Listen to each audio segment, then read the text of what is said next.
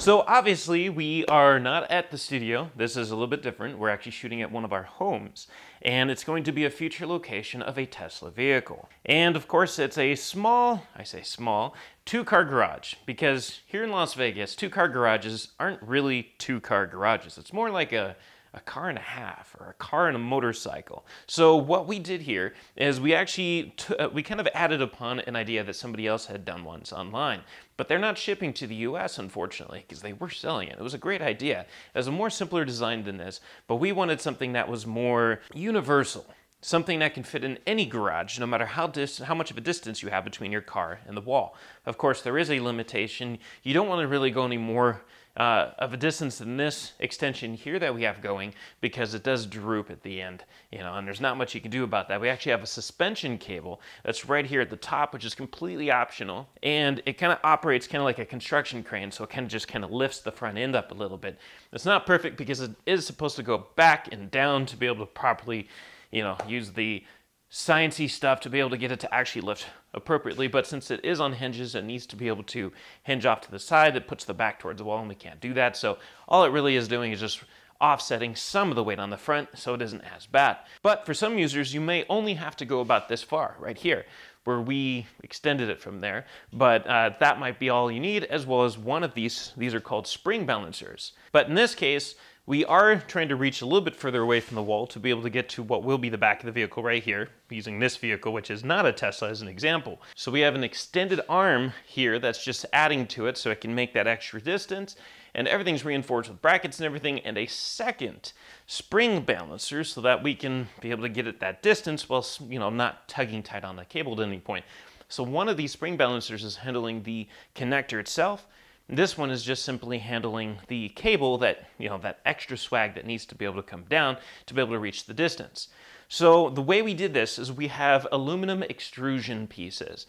And these are the same things that you'll find with 3D printers and laser etchers and cutters and whatnot that build out the body or the frame of those devices. You can also use them for all sorts of stuff, like, for example, this. So we have some aluminum extrusion pieces here. What we're going to call the arm here, the part that attaches to the wall here, we have 4 2020 extrusion pieces. And 2020 is what is 20 millimeters by 20 millimeters is what it's called. So it's just the size of the actual aluminum extrusion piece. And you can get 2040, which is double the width, but the same height.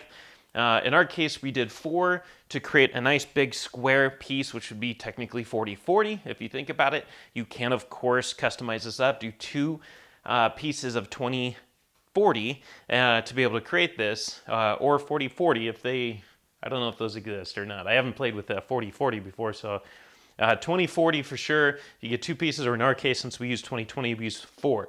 And all that does is just really reinforce it to the wall. And then we 3D printed a bunch of brackets to be able to hold everything together, except for some aluminum 90-degree elbows that we used in the corner, where the top arm, or at least the back arm, and the top extension come together. We have a little 90-degree elbow there. That was purchased off of Amazon. We're going to have links for all of this, of course, including downloads for anything that we 3D printed as well, or anything we found online, because some of these brackets did come from the Thingiverse, and we'll give you a link to that. But some of our proprietary pieces we 3D printed ourselves, and we'll include those as well. But we used the brackets to be able to hold everything together, to reinforce it, and then we just created we just took a stick of wood and screwed it to the wall to be able to lift it from the wall a little bit more, so that way it clears this little section here that kind of protrudes from the wall. And not everybody's going to need that. So if you are just operating off of just a wall that's just flat and even across, you don't need that. So extrusions, brackets to hold it together, and then 90-degree to shoot out this way. Had some more brackets here since we needed to extend it further.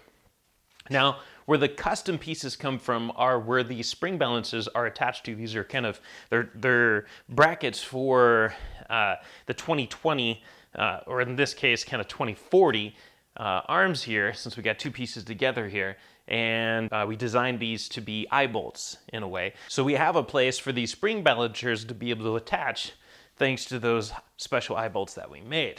And then, of course, the optional ones on the top, which is just for the steel line that's running across. We just used 132, I think, steel, and then crimped it and just pulled it tight. It's completely optional, especially if you're not extending it. You're not going to need that. And it isn't really doing much. It's kind of just more cool than it is doing anything, because it's maybe only relieving about 10 to 15% of the weight that's pulling down on the end of the arm here. But those are also custom made and reinforced so that it can take the pressure of that steel cable pulling back like that without snapping the filament. And then finally what we have is what attaches it to the wall, or in our case, a stick of wood here, are spring hinges. And these are the same kind of door hinges that you would use for like a garage door.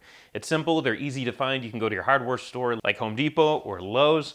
We'll make sure to include some links as well. And that's it. So you got aluminum pieces, the aluminum extrusion pieces. You have the spring hinges for the wall, and then you have a bunch of brackets, mostly that are 3D printed, some of them designed by us, and then the aluminum elbow, or at least the corner bracket, 90-degree corner bracket inside there, just for a little extra reinforcement. It's really easy to put together. You just add the spring balancers, and the whole system swings easily and freely. You can tell I'm barely touching this from the wall, and to get to wherever your vehicle is. Now again, these are just simple spring balancers. We got them set to a low weight, so it doesn't take much because this cable isn't heavy. You know, you got about maybe 2 pounds, one and a half to 2 pounds at most of pressure here, and even less over here for the cable swag.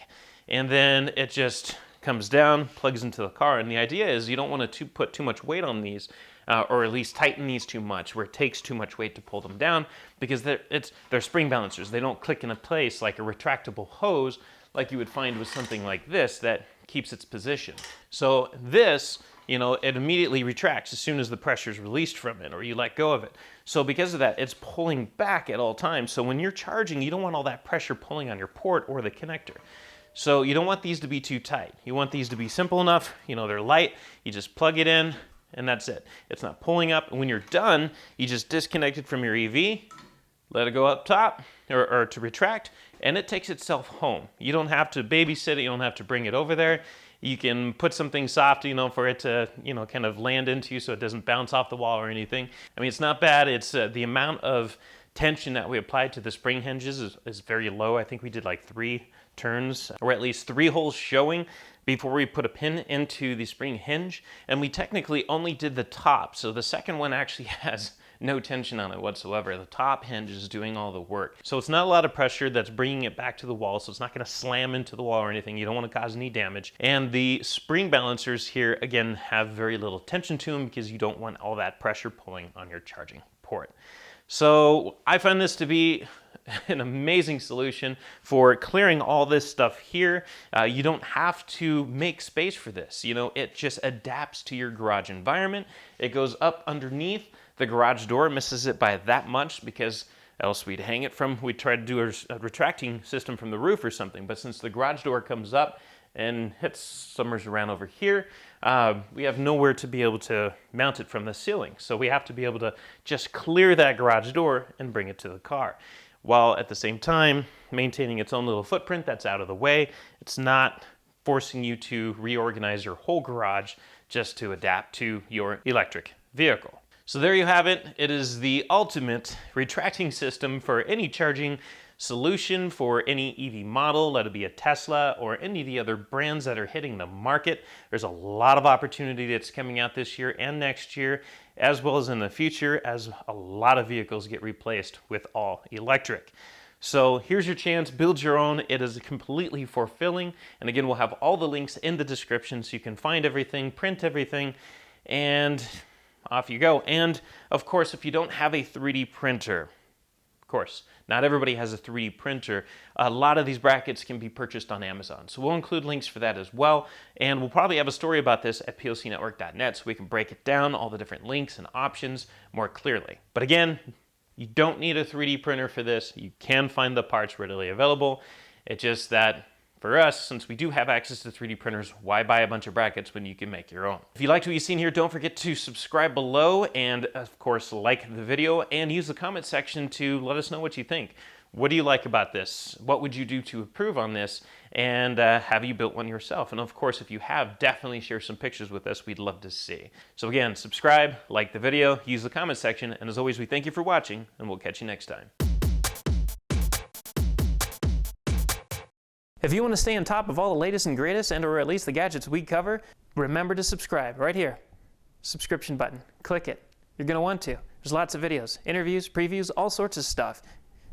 Button. Click it.